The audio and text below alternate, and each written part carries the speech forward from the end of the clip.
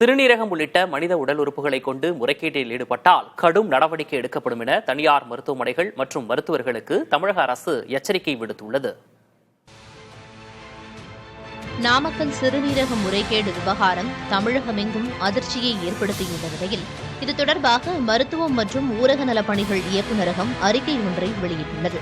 அதில் நாமக்கல் மாவட்டத்தில் ஏழைகளை குறிவைத்து முறைகேடாக ஆவணங்களை தயார் செய்து சிறுநீரகங்களை வணிக ரீதியாக பெற்று உறுப்பு மாற்று அறுவை சிகிச்சை செய்தது கண்டறியப்பட்டிருப்பதாக தெரிவிக்கப்பட்டுள்ளது. இம்முறைகேட்டில் தொடர்புடைய இரு மருத்துவமனைகளின் சிறுநீரக மாற்று அறுவை சிகிச்சை உரிமங்கள் நிறுத்தி வைக்கப்பட்டுள்ளதாக அறிக்கையில் கூறப்பட்டுள்ளது. இதேபோன்று ஏற்கனவே நடைபெற்ற முறைகேடுகளில் தொடர்புடையவர்கள் மீது சட்ட நடவடிக்கைகள் எடுக்கப்பட்டிருப்பதாகவும் அரசு தெரிவித்துள்ளது.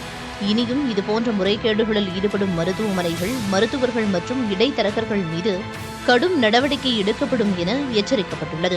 பொதுமக்கள் சிறுநீரக உறுப்பு தானம் செய்வது குறித்து இடைத்தரகர்களை நம்பி ஏமாற வேண்டாம் எனவும் அறிவுறுத்தப்பட்டுள்ளது.